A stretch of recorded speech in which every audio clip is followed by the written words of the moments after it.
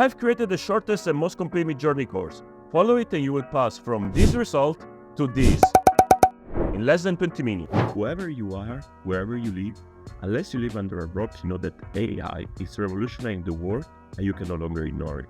If you think all you need to generate a professional image is a simple prompt, you are most likely a beginner. So this course is for you. You will become a professional in under 20 minutes.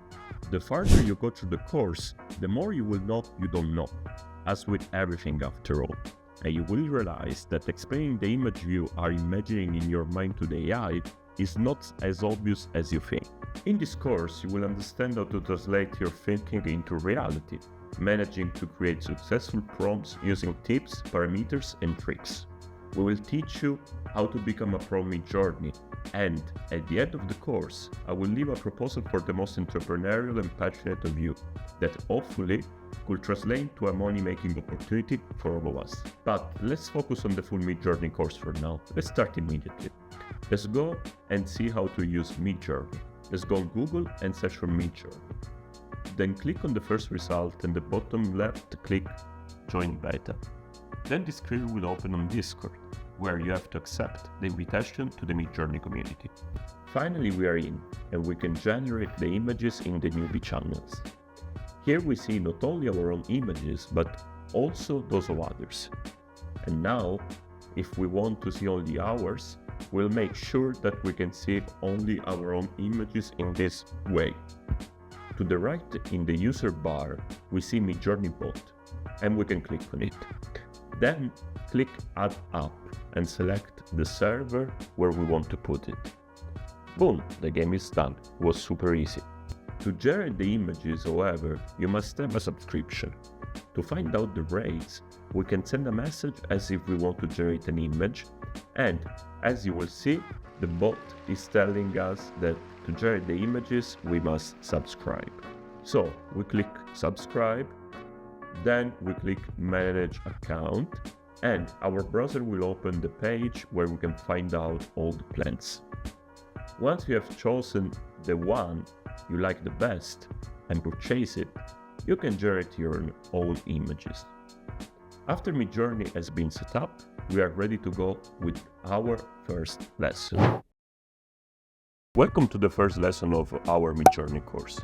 Today, we will learn how to generate an image and how to upscale it. To generate an image, we have to type / then image, and after that, we just write the prompt that we want. For example, we can type a frog inside a lake. Then, we can upscale it. But wait, what's upscale? Upscale is a process that increases the quality of the images, improving both resolution and details. After the image is generated, 4 buttons will appear: U1, U2, U3, and U4. Click one of these buttons to select the image you want to upscale. There are 2 different types of upscale: the upscale subtle versus the upscale creative. Upscale subtle keeps details very similar to the original, perfect for when you want more definition without changing the overall look of the image. Instead, on the other side, upscale creative, in addition to enlarging the image, adds new details, making it ideal for exploring a creative reinterpretation of your prompt. We will see more upscaling details further in the course, so for now we can keep it on hold and move to the next lesson. Let's continue our journey within Midjourney. In the previous lesson, we explored how to generate your first image and upscale it. Now, let's focus on an exciting feature: variations. In Midjourney, you have already noticed the B button, but what exactly does it do? And what are variations? When you generate an image, Midjourney gives you the ability to explore alternate versions of the same image via the B button. This allows you to see different interpretation of your initial prompt, changing elements such as composition, color, and details. Under each grid of images you have generated, you'll find the V1, V2, V3, and V4 buttons. These correspond to the image from left to right, top to bottom. So, if we want to vary an image, we have to select the button V and the image that we want to vary. Everything works exactly as the U button. And boom, here's the result. Moreover, Midjourney offers 2 main variation modes: very strong, which is the default mode, It produces images that differ significantly from the original in terms of composition, colors, and details. And also very subtle, which maintains the composition and colors of the original image while making more subtle changes to details. Let's see how to do this.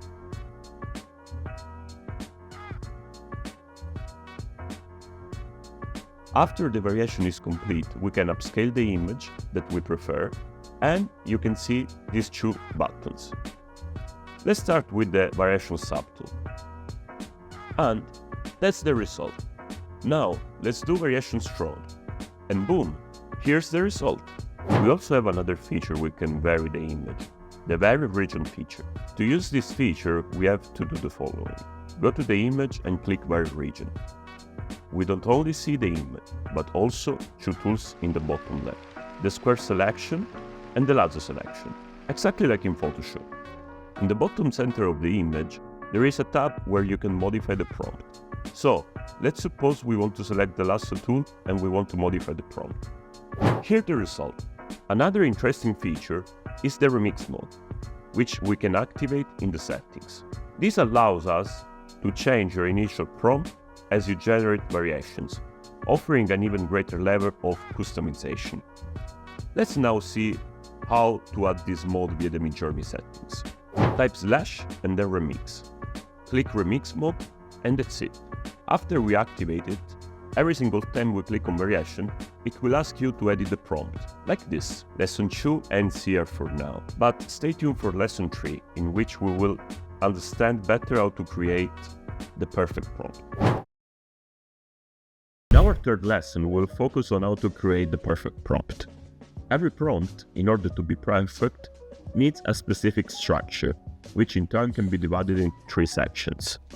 The first structure is the subject, matter, and style, that from now on we will abbreviate as SMS. The SMS approach in generating prompts for Midjourney or other AI tools is essential because it requires the instruction to be clear, focused, and capable of yielding the intended outcome. Defining both the subject matter and the stylistic elements in a prompt, users can guide the AI more effectively, helping it to understand not only what to create, but also how to create it. For example, we want to generate an image of a frog. As an SMS, we must enter, create me an image of a frog above a leaf that is in a pond. And boom, this is the result. In order to create the perfect prompt, we need also to specify the detail and description that we will abbreviate from now on with DAD. That is crucial because it adds descriptive elements that enhance the visual complexity and depth of your request. You can include specific details such as time of the day, emotional atmosphere, lighting condition, and many more. The more vivid your description is, the better the AI can generate detailed and nuanced images. For example, building on our previous frog scenario, a prompt incorporating both SMS and DAD might look like this. Create an image of a frog on a leaf in a pond. The frog is emotionally sad and has water droplets on his body reflecting the sunlight. And boom, there's the result. This lesson concludes here, but in our next session, we will analyze in more details the steps to create the perfect prompt. In our previous lesson, we covered the necessary steps for crafting the perfect prompt. Today, we will discuss the third and final step, technical specifications, that we will abbreviate as TS. But wait, why are TS so important? Well, imagine you are telling an artist to paint that frog on the leaf in the pond. You have described the sad look on the frog's face and the sunlight catching the water droplets on his body and many other details. Now, with the technical specification, we are going to get into the nitty-gritty. You may say, make it fit perfectly on my screen as a background, which is like asking for a 16:9 widescreen ratio, for example. Or you may select the style of an artist to make your image look, for example, like a Van Gogh painting.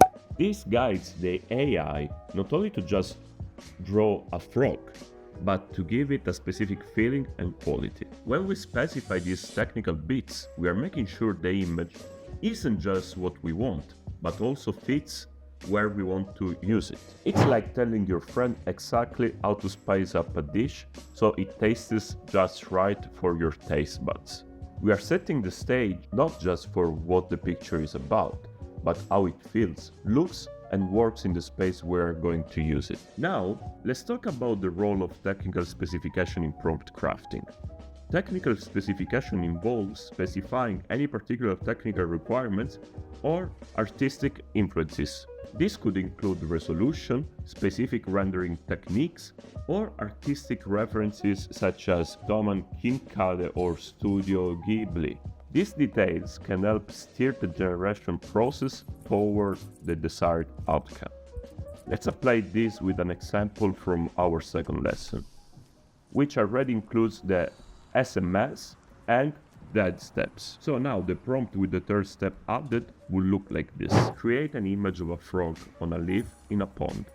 The frog is emotionally sad and has water droplets on its body reflecting the sunlight. And here we insert the technical specification. The first is AR, the aspect ratio, and then the version of Midjourney, version 6.0. And boom, here's the result. Lesson 4 ends here.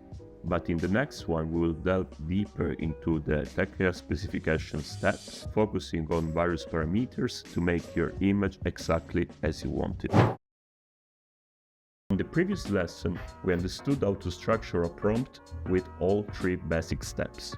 In this lesson, we'll take a closer look at the third step, and more specifically today, I will explain how to apply the parameters to create a perfect prompt. The third step, in which we add technical specifications, is very important because we use the so-called code names that make the machine understand how we want the images. There are 9 basic parameters family. The first is the quality and style settings. The version parameter uses different versions of the model to see how each interprets the request. For example, V6 or V5. Here is how to apply this prompt. A Chinese girl in New York, V6. And boom, here's the result. The second family is that of composition and perspective controls. Now we will talk about the aspect ratio, AR. We use this parameter to specify the aspect ratio of the image. For example, 16:9 for horizontal resolution or 9:16 for vertical. Let's do an image in 9:16. A sunny day, 9:16. And boom, here's the result. The third family is creative and stylistic variation. In order to set up the stylized parameter, we have to adjust this parameter to vary the degree of stylization, from a subtle to a high stylized image. Let's do an image, for example. A monkey with a propeller cap, style raw.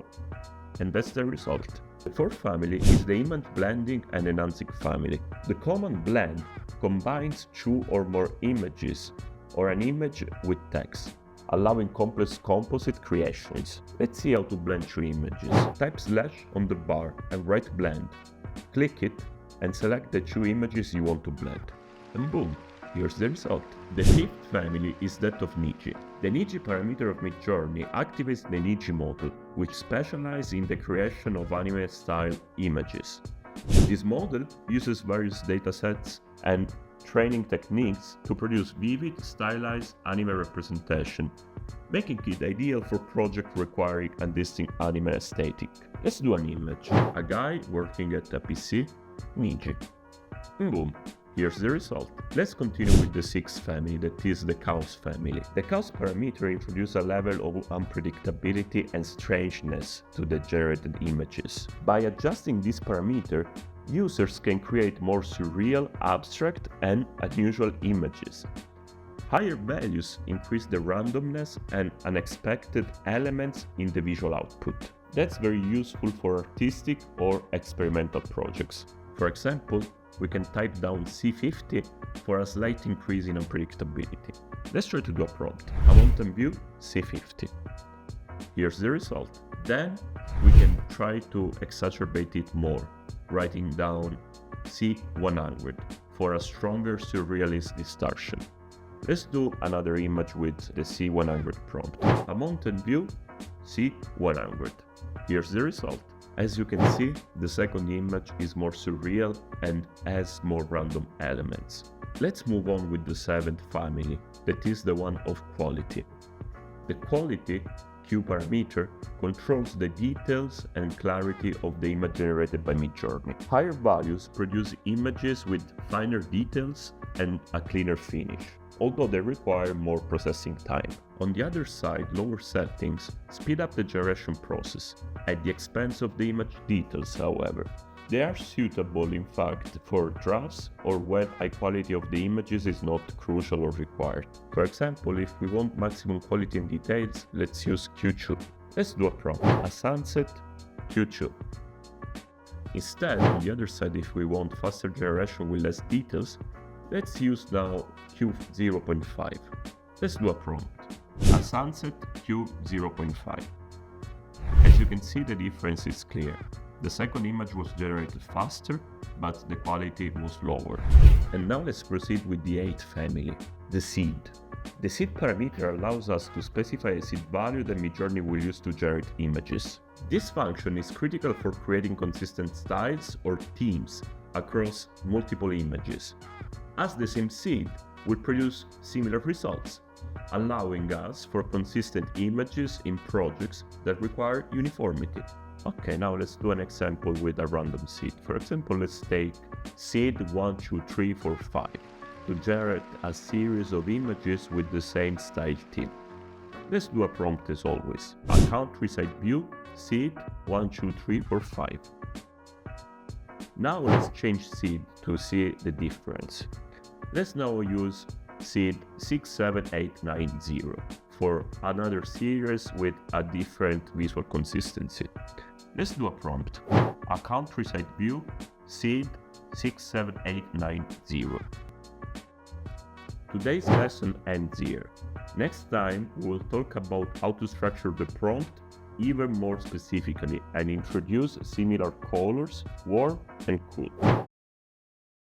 In the previous lesson, we discussed how to make a perfect prompt with Midjourney, talking more specifically about the parameters to be applied. Today, on the other hand, we'll talk about analogous colors, cool and warm. Let's start straight away.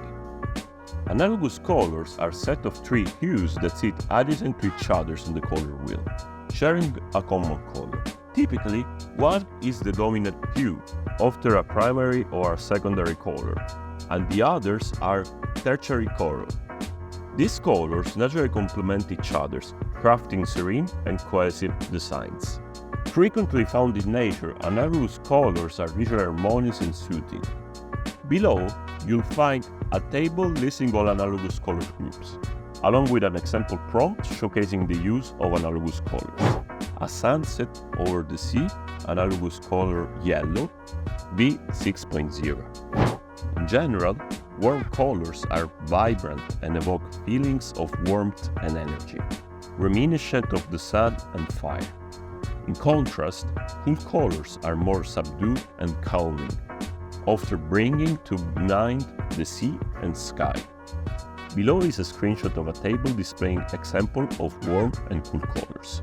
To conclude, let's try to create an image in which it's very important to use cool and warm colors appropriately. A rainy day, cool color, light blue, V6.0. And now the other. A sunny day, warm color, yellow, V6.0. Today's lesson ends here, and so does the Midjourney course from beginner to pro. I hope you really enjoyed this course. If yes, please support us. That will give us the encouragement to create even more valuable courses. Only for the people who follow this course till the end, you can join our Discord community for AI artists and creators. It's free. Remember, AI is worth nothing without human. This is why in the community we are going to help each other to figure out the best prompts, tools, and tricks to use generative AI like magic. Instead, for the most entrepreneurial of you who like the project and would like to join it, we're launching an NFT-based community called Elite, in which you can become a shareholder of the project AI Visuals. Our motto is share, learn and earn, and in our community with elite benefits, you can drive change by making decisions. Advertise your work and channels, get airdrop for free for all the new NFT collection within AI Visuals, and last but not least, participate as a shareholder in the creation of the biggest visual generative AI community. And remember, all the profit generated by AI Visuals community will be shared equally amongst all the NFT holders. If you want to have more information about the project, I will leave the white paper in the description for you. Thank you very much for your attention, and feel free to write to us in all our social media in case of any question. Peace.